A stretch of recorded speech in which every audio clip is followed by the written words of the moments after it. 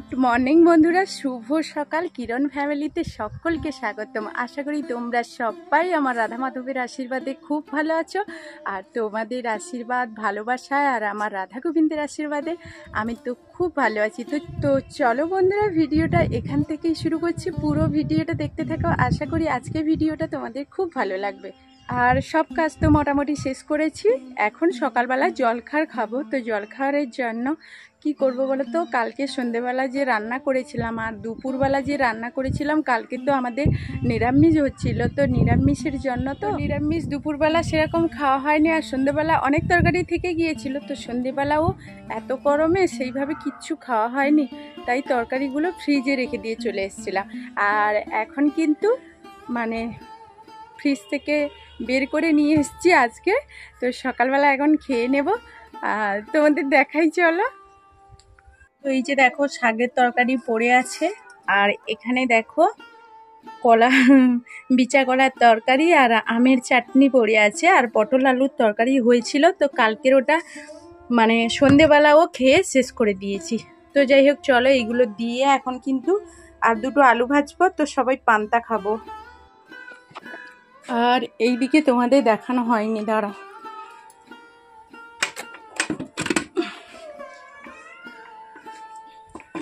তো সকালবেলা আমি আর কিরণের বাবা এই যে মাছ ধরে রেখে গেছি। মাছটা এখনো বানানো হয়নি। তো এটা হলো ভেটকি মাছ। ভয় লাগছে ভেটকি মাছকে তুলতে, মরে গেছে। না এখনো যে জানতে হচ্ছে, আমি ভেবেছিলাম মরে গেছে। আর এই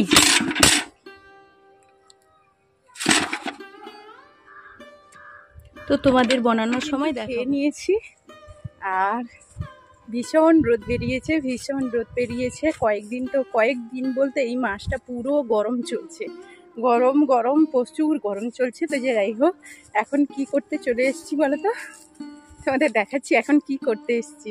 এই যে দেখো, কয়েকটা আমসি। আমাদের তো এমনিতেই টক খাওয়া হয় না, তো এই আমসি হয়তো কত বছর হয়ে যাবে ঠিক নেই। তো থাকলো, এই জন্য শুকনো হয়ে গেছে। একটু রোদ দিয়ে দিচ্ছি, 2-1 মধ্যে তো বৃষ্টি হবে শোনা যাচ্ছে।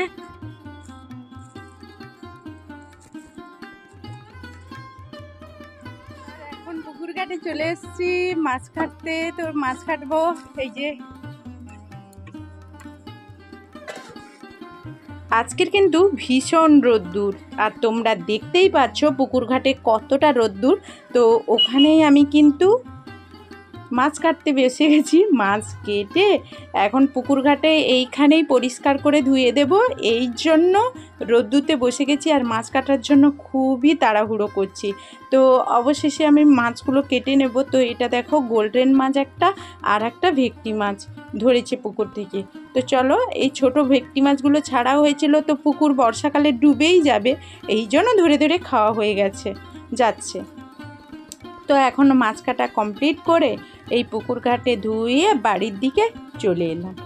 তো বাড়িতে এসে লবণ আর হলুদ তো মাখাতেই হবে।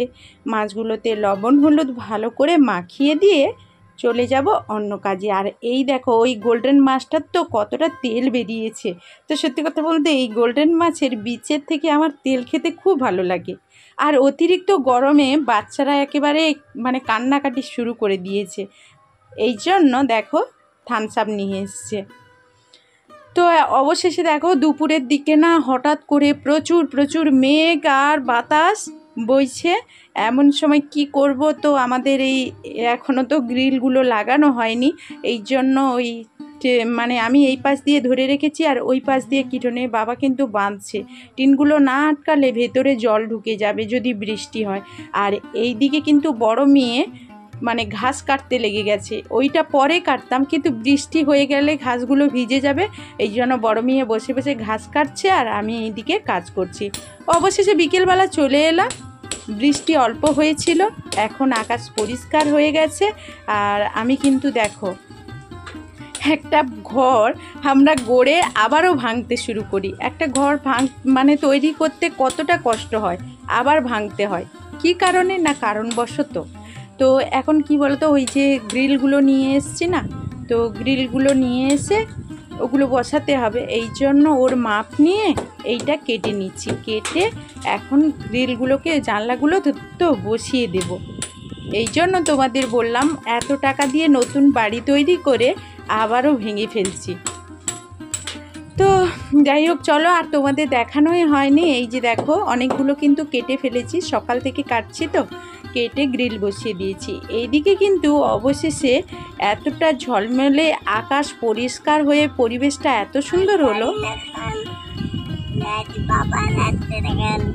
জোরে জোরে গাড়ি দেখান, দেখো দেখো গাড়ি কে নিয়ে আসছে? বাবা লাতে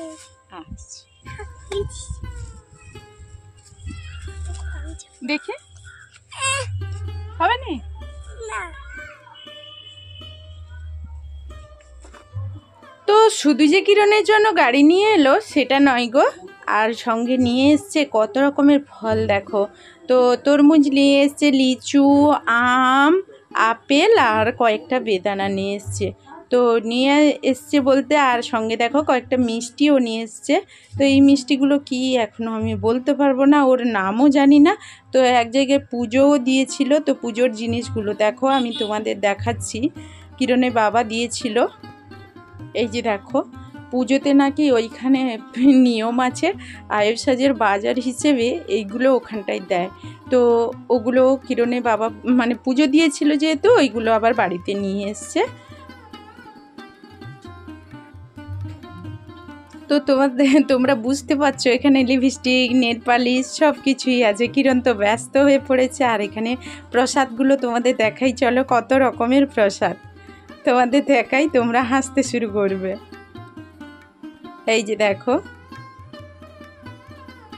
এরা এখনো খুলে দেখিনি ওর ভেতরে কি আছে। আর এইটা দুটো দেখো, বড় বড় লাড্ডু,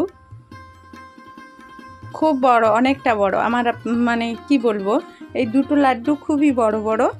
আর এখানে সিঁদুরও আছে, আরও দেখা যায় আরও প্রসাদ আছে, তোমাদের দেখাচ্ছি।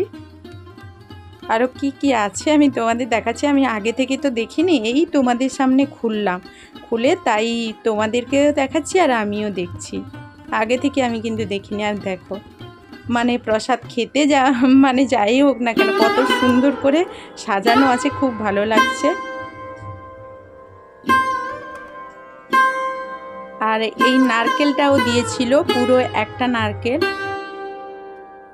ভিডিওটা এখানে শেষ করব, ফিরে আসবো নতুন কোনো ভিডিওয় তোমাদের সামনে হাজির হয়ে যাব। ততক্ষণ সবাই ভালো থাকবে, সুস্থ থাকবে। তো এখনকার মতো টাটা, গুড নাইট।